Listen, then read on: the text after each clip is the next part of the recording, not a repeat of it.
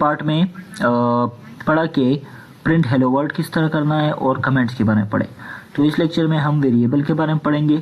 تو ویریبل وہ چیز ہوتی ہے جس میں ہم کوئی ڈیٹا سٹور کرتے ہیں, اسے ہم ویریبل کا نام دیتے ہیں. تو پائتھن میں ویریبل کا نام ہم اس طرح دیں گے کہ وہ پائتھن کا بلٹ ان فنکشن نہ ہو. مثال کے طور پر جب ہم نے پرنٹ وہ پہلا کمانڈ پڑھا تھا, اس میں پرنٹ ہم نے ایک بلٹ ان فنکشن کے طور پر استعمال کیا, تو وہ ہم ویریبل کا نام نہیں دے سکتے.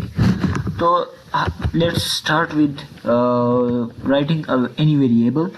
ایک ویریبل میں لکھتا ہوں جس کا نام میں اے دیتا ہوں. ایک ویریبل ہے اور اس میں انٹیجر سٹور کرتا ہوں. تو پھر میں اس کو انٹیجر کو اس ویریبل کو پرنٹ کرتا ہوں. تو یہ ابھی پرنٹ ہوگا. اچھا, تو اب یہ ویریبل پرنٹ ہو گئے. تو اس کی حیثیت کیا ہے؟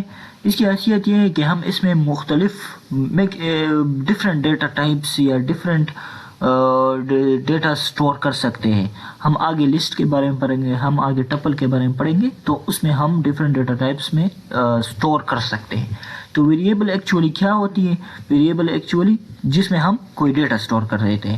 اس میں ہم سٹرنگ بھی سٹور کریں. مثال کے طور پر اس انٹیجر کی جگہ اگر میں کوئی سٹرنگ لکھنا چاہوں, اور سٹرنگ آپ کو پتہ ہے وہ ایک الفابیٹ ڈیٹا ٹائپس ہوتی ہے اور جس کو ہم کوما کے اندر انکلوز کرتے ہیں. مثال کے طور پر میں آفاق لکھتا ہوں تو یہ مجھے آفاق پرنٹ کر دے گا.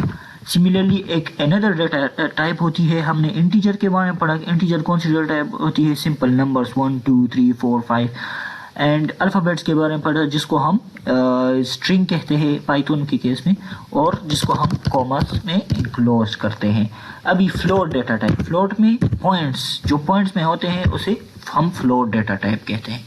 تو ہم نے 3 ڈیٹا ٹائپس کے بارے میں پڑھا. اور ویریبل کیا ہوتی ہے؟ ویریبل وہ ہوتی ہے جس میں ہم کوئی ڈیٹا سٹور کرتے ہیں. اس میں ہم ویریبل ہم لسٹ کو بھی سٹور کر سکتے ہیں. مثال کے طور پر 1 2 3 4 یہ لسٹ ہو گیا, اور اگر میں اسے پرنٹ کرنا چاہوں یہ لسٹ ہو گیا. تو آگے ہم لسٹ ٹپل کے بارے میں پڑھیں گے, لیکن اس لیکچر کا ہم نے کیا پڑھا؟ ہم نے پڑھا کہ ویریبل کیا ہوتا ہے, اور 3 ڈیٹا ٹائپس ہم نے پڑھی. انٹیجر,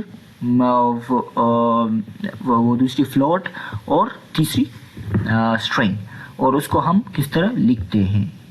تو گائز اگلے لیکچر میں ملیں گے.